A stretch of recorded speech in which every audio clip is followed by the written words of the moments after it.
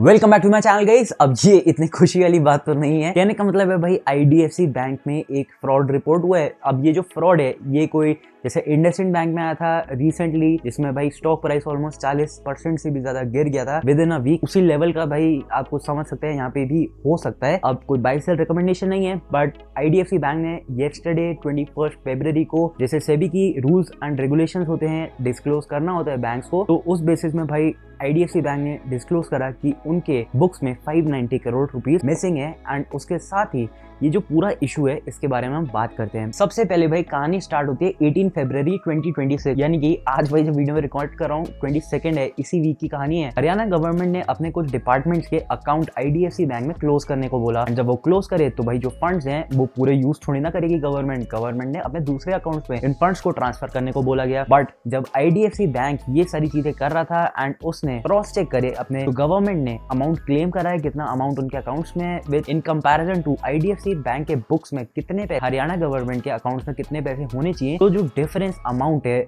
वो काफी शॉकिंग था। उसके साथ ही भाई आईडीएफसी बैंक ने बाकी अलग अलग हरियाणा गवर्नमेंट के अकाउंट्स को चेक करा, जिसके बाद ये पता लगा कि ऑलमोस्ट 590 करोड़ रुपीस का पूरा मिसमैच है। ये पूरी जो सिचुएशन है ये आईडीएफसी बैंक के चंडीगढ़ ब्रांच में, एंड इन बैंक ने ये भी अश्योर करा है मतलब अपने इस डिस्क्लोजर में कि यहाँ पे पब्लिक मनी के साथ कोई भी मिस अप्रोप्रिएशन नहीं हुआ है। ये जो भी पैसा है ये केवल हरियाणा गवर्नमेंट के इन अकाउंट्स से ही मिसिंग है। एंड इसमें एक्शन क्या लिया गया है, अकॉर्डिंग टू आईडीएफसी बैंक इनके 4 एम्प्लॉइज थे जो कि थोड़े से मैल प्रैक्टिसेस में इन्वॉल्व थे, एंड उन लोगों को इन लोगों ने आईडीएफसी बैंक ने सस्पेंड कर दिया है। उसके साथ ही इनके ऊपर पुलिस कंप्लेंट भी करी गई है एंड एफआईआर भी रजिस्टर हो चुकी है। उसके साथ ही इंडिपेंडेंट फॉरेंसिक ऑडिट की तैयारी भी स्टार्ट कर दी है, जिससे पता लगेगा जो मनी ट्रेल है ये पैसा कहाँ गया, उस सारे पैसे को रिकवर करने की कोशिश करी जाएगी। एंड जहाँ जहाँ भी पैसा पड़ा होगा आईडीएफसी बैंक दूसरे बैंक्स को भी उस पर्टिकुलर अकाउंट में जहाँ पे भी वो पैसा पहुंचा होगा लीन लगाने की रिक्वेस्ट करेगा। इसके साथ ही बैंक ने जो इनके एम्प्लॉइज थे उनको सस्पेंड करा, criminal and civil cases launch करे, एफआईआर रजिस्टर करी है। एंड ओवरऑल ये पूरा अपडेट है 21 फरवरी तक। अब 21 फरवरी को भाई सैटरडे था, जिसके वजह से मार्केट क्लोज थी एंड आईडीएफसी बैंक के शेयर बच गए। अब ये इतना बड़ा अमाउंट है, अगर मैं आपको ये चीज बताने को जाऊं तो सबसे पहले तो भाई हम आईडीएफसी फर्स्ट बैंक को देखते हैं। इस कंपनी का जो करंटली मार्केट कैप है ये 71,812 करोड़ रुपीस है। 83.5 रुपीस पे इसका शेयर ट्रेड हो रहा है। एंड जैसे मैंने बोला भाई कोई भी ये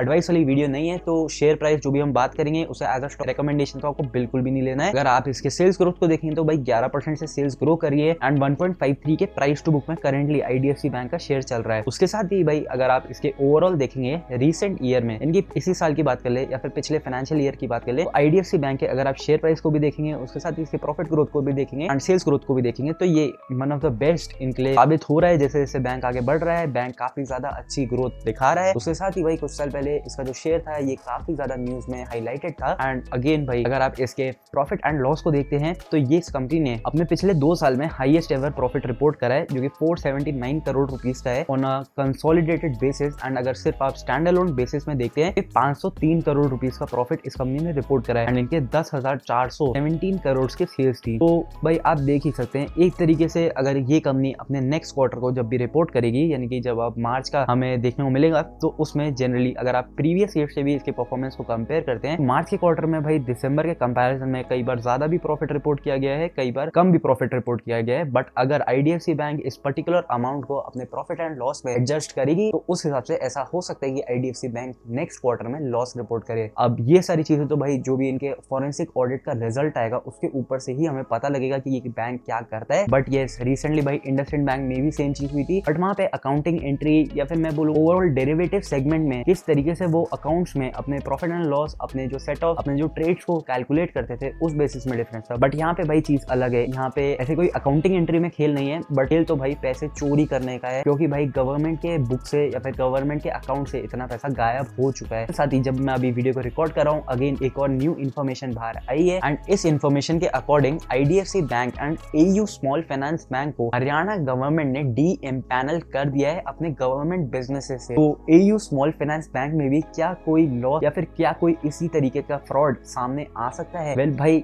ये एक बहुत बड़ी प्रॉब्लम है इस पूरे ही बैंकिंग इंडस्ट्री में। उसके साथ ही भाई यहाँ पे ये भी बोला गया है कि आईडीएफसी बैंक को हरियाणा गवर्नमेंट ने काफी सारे उनके अकाउंट्स के लिए बोला था कि इन्हें फिक्स डिपॉजिट में इसको जमा करना है, बट बैंक्स को रिपीटेडली बोलने के बाद भी बैंक ने इसके ऊपर कोई भी एक्शन नहीं लिया एंड इनका जो पैसा है ये सेविंग्स अकाउंट में, जिसकी वजह से गवर्नमेंट को काफी ज्यादा लॉस हुआ है इनके फिक्स डिपॉजिट में हाई इंटरेस्ट रेट ना मिलने की वजह से। तो यस, ये अलग अलग रीजन तो अब लगाए ही जाएंगे एंड भाई जब एक बार ऐसी खबरें आ जाए तो क्या आपको लगता है वो स्टॉक प्राइस नॉर्मली चल भी पाएगा स्टेबल तरीके से, या फिर स्टेबिलिटी तो भाई स्टॉक मार्केट में होती भी नहीं है, बट ओवरऑल क्या आपको लगता है ये अब जैसा अप ट्रेंड में बना हुआ था इसका अब बहुत जल्दी पूरा चीज ही पलटने वाली है? इसके बारे में सोचने की काफी ज्यादा जरूरत है। चाहे वो कुछ इस तरीके का फ्रॉड हो, या फिर कोई जैसे डेरिवेटिव सेगमेंट वाली चीज हो, या फिर कोई एनपीए की प्रॉब्लम हो, या फिर रेवेन्यू ग्रो ही नहीं कर रहा, कस्टमर्स ऐड ऑन नहीं हो रहे, सेल्स ग्रोथ नहीं आ रही है, या फिर लोन ग्रोथ ही नहीं है कंपनीज में, तो बहुत सारी दिक्कतें हैं। And at the end of the day भाई मेरे कुछ रूल्स हैं। इसमें सबसे पहला रूल तो मैंने आपके साथ कई बार डिस्कस करा है कि मैं लो मार्जिन वाली कंपनीज को बिल्कुल भी कंसिडर नहीं करता है। जिनका 10 से भी कम में मार्जिन रहता है ऐसी कंपनीज को मैं कंसिडर भी नहीं करता हूँ, क्योंकि भाई कई बार ऐसे हुआ है कि मैंने ऐसी कंपनीज के शेयर्स में इन्वेस्ट करा है but at the end of the day बहुत ज्यादा लॉस, बहुत ज्यादा पेन लिया है। तो ऐसी कंपनी से भाई मैं फिलहाल तो दूर ही रहता हूँ। एंड नेक्स्ट भाई बैंक्स में, जब भी मैंने बैंक्स में इन्वेस्ट करा है हमेशा भाई लॉस ही हुआ है। तो यस, ये मेरे कुछ रूल्स हैं। अब कि आपको भी इसी तरीके से रहना है, बट भाई जब आपको इतने सारी कंपनीज में आप इन्वेस्ट कर सकते हैं, इतने सारी कंपनीज को आप ट्रैक कर सकते हैं, तो इतने खतरनाक बिजनेस मॉडल में क्यों जाना है जहाँ कभी भी भाई थोड़े से एनपीए के नंबर ज्यादा आ जाते हैं तो पूरे के पूरे स्टॉक प्राइस की बैंड बजा दी जाती है, या फिर सेल्स ग्रोथ कम हो गई तो स्टॉक चलना ही बंद हो जाता है, लोन ग्रोथ ही कम हो गई तो भाई वो पूरा स्टॉक ही चलना बंद हो जाता है। तो यस,